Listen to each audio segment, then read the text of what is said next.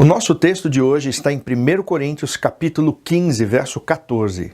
Se Cristo não ressuscitou, é inútil a nossa pregação, como também é inútil a fé que vocês têm.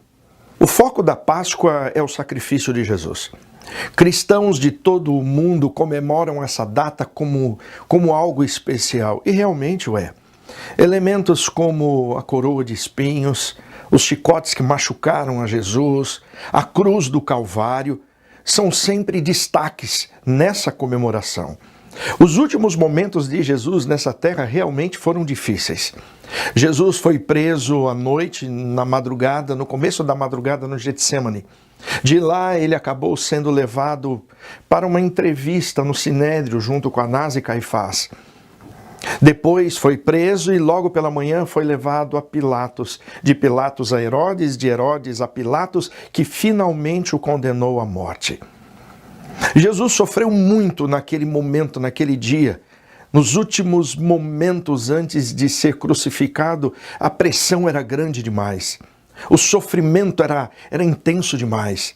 Jesus sofria emocionalmente, já que ele não conseguia enxergar os seus discípulos, amigos mais próximos, que quase todos o abandonaram. Também ele se sentia sozinho. Pela primeira vez ele estava longe do Pai. Esse é algo que é difícil de se explicar.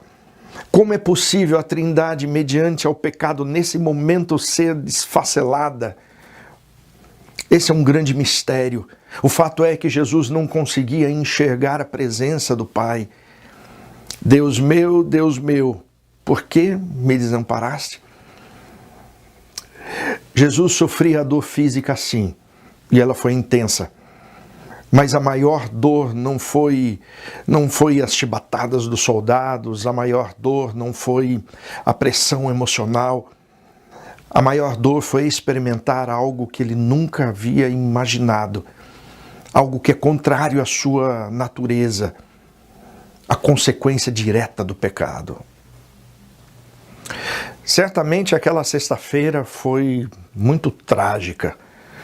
A natureza sentia, os anjos sentiram, o Pai sentiu, os seguidores de Cristo sentiram. Todo o universo estava de luto, estava triste. O plano de amor demonstrado por Jesus causara dor também no coração dos seus seguidores. Mas vamos adiantar um pouco o tempo e vamos chegar ao sábado. Nós não sabemos ao certo o que aconteceu naquele sábado, mas provavelmente tenha sido o pior sábado na vida de cada seguidor de Jesus. Eu acredito que os discípulos e alguns seguidores mais próximos deviam ter passado juntos aquele sábado.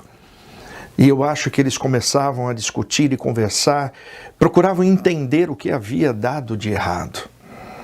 Como todo aquele plano de esperança e a vitória sobre a morte, sobre as doenças, haviam desaparecido.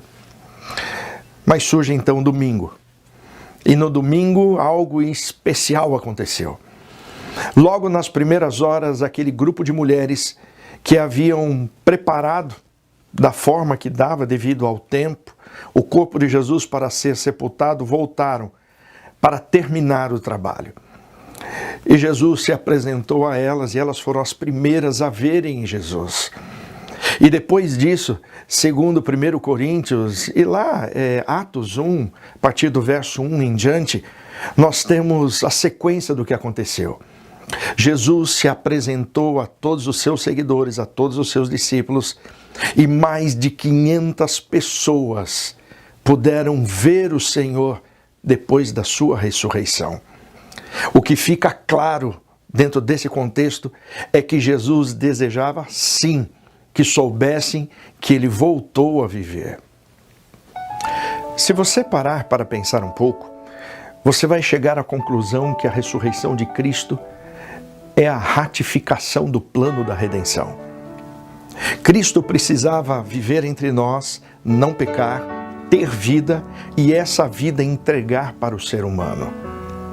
Quando Cristo ressurge, ele ressurge como Deus, onipotente, onipresente, onisciente, É bem verdade que ele optou por guardar uma parte da humanidade na sua natureza. Isso é uma memória, uma lembrança do seu sacrifício para que pudéssemos ter vida. Agora, é curioso porque se você esquecer que Cristo ressurgiu, como nós poderíamos ressuscitar então um dia mediante a sua promessa? Cristo foi o primeiro a romper definitivamente a barreira com o pecado e com a morte. Talvez você diga, mas espera aí, e o caso de Moisés? Moisés não havia morrido, não foi ressuscitado e não foi para o céu? Foi. Mas a ressurreição de Moisés foi uma espécie de cheque predatado para aquilo que Cristo faria na cruz do Calvário. A ressurreição definitiva de Moisés só seria real se Cristo vencesse o pecado e se entregasse com êxito na cruz, que representa a consequência máxima do pecado. Cristo foi o primeiro a ressurgir.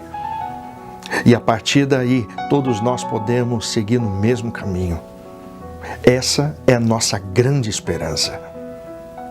Seguir os passos do Mestre, morrendo para o pecado e ressuscitando para a vida eterna. Se Cristo nos apontou esse caminho, nos diz que era por aqui que deveríamos seguir, por que pensaríamos diferente?